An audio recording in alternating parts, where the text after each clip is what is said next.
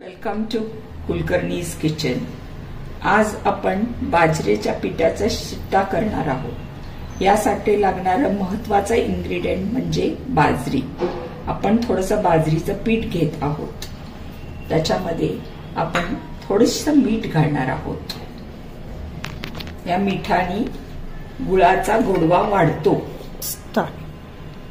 आपण याच्यामध्ये थोडंसं बडेसो पावडर घालणार आहोत। याच्यानी चव छान लागते। हे आहे वेलदोडे पावडर।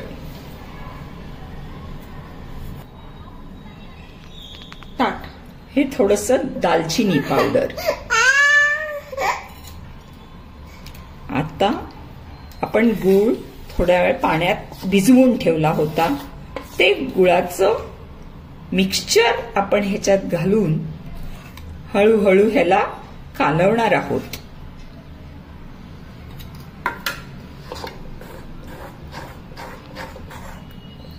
ह्या एवढ्या पिठासाठी 1 कप गूळ होता। थोडंसं पाणी घातलं कारण गुळाला आपोआपच पाणी सुटतं। आता हात स्वच्छ धुवून घ्यायचे आणि आपण हे मिक्स हाताने करूया कारण चमच्यानी होणं अशक्य आहे। हे सगळं गूळ आपण ह्याच्यात घालून हळूहळू हाताने मिक्स करून घेऊया। हे बघा, हे असं व्यवस्थित मळायचं। त्याला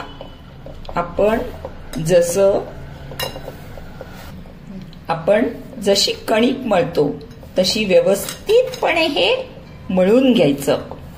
हे पहा, आपल्याला हवं असेल तर थोडंसं आपण पाण्याचा वापर करू शकतो। हे जसं कणिक चपातीसाठी कणिक मळतो तसंच हे मळून घ्यायचं। हे बघा, आता हे जरा पातळ वाटतंय।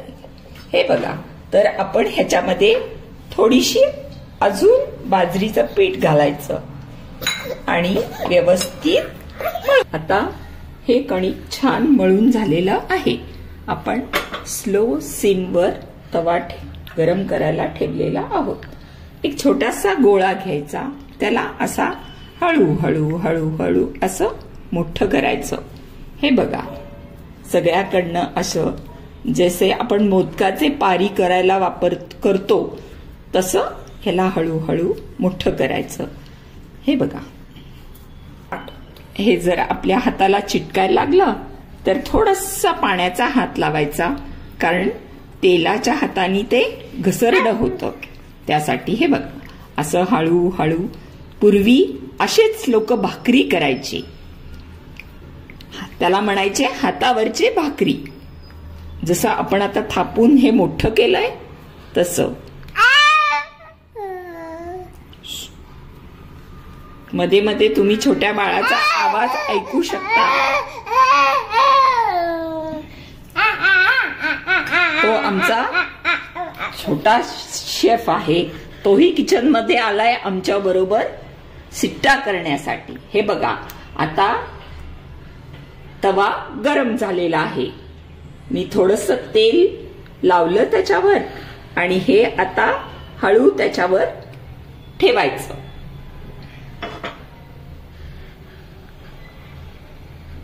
हे जास्त वेळ करून हातात ठेवलं की हे फाटतं।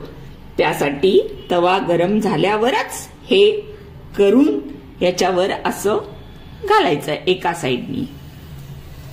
हे पहा, आपण आता हे तव्यावर घातलेला आहे शिट्टा। त्याचा रंग किती सुरेख दिसतोय पहा बरं, गुळासारखा। आणि हे साखरेपेक्षा गुळ हे नेहमी पौष्टिक आहे। त्यासाठी आपण याच्यात गुळाचाच वापर करावा।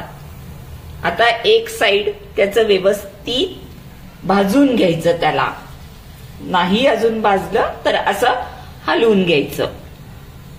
सगळ्याकडनं सिम आहे, गॅस बघा सिम आहे। सिमवर त्याला व्यवस्थित एका साइडनी भाजल्यावर त्याला उलट करायचं। हे पहा, एक साइड झाल्यावर आपण त्याच्या दुसऱ्या बाजू सुद्धा असं मस्त शेकून घेणार आहोत। हवं असेल तर आपण याला तूपही लावू शकतो, पण तुपानी थोडासा वास येतो, त्यामुळे तुपापेक्षा थोडासा तेलच लावावं. आणि हे 4-5 दिवस व्यवस्थित डब्यात राहतात. त्यामुळे लहान मुलांसाठी बिस्किट देण्याच्या ऐवजी हे खरंच छान आहे. जसा आमच्या छोट्या शेफला हे खूप आवडतो.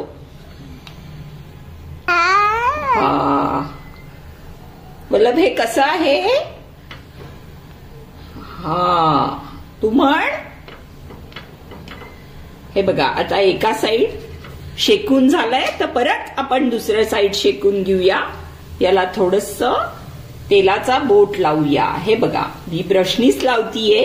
हे बघा, असं छान दोन्ही साइडनी करपूस भाजून घ्यायचं, म्हणजे ते छान कडक होतं.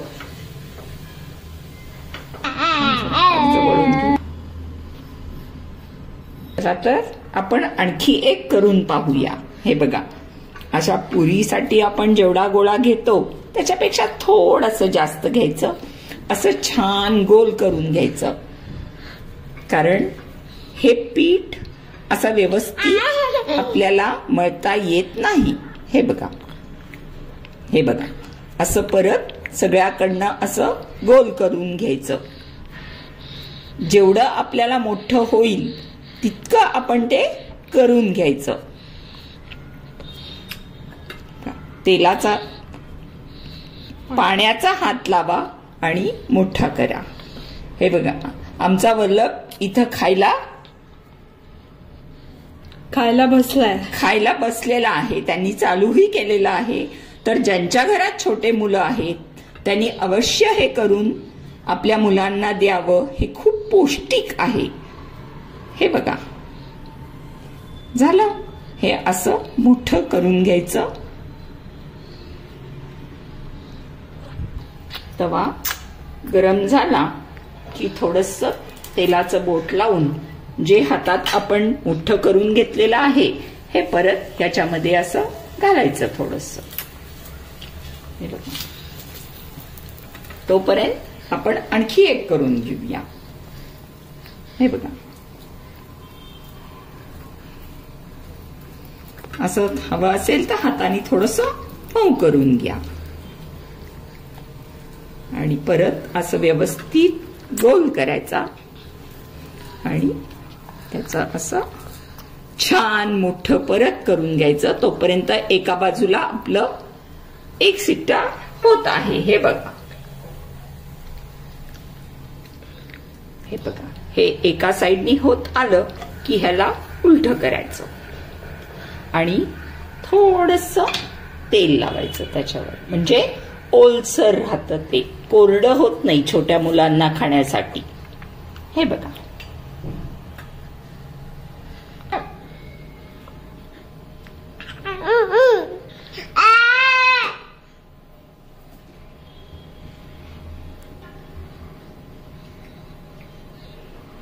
हे बघा, चोरांनी पळवलं. बनवल्यावर हे असं दिसतं. चला तर मग आपण सगळे टेस्ट. तुम्हाला जर हा पदार्थ आवडला असेल, हा व्हिडिओ आवडला असेल तर please like, share and subscribe our channel. Thank you.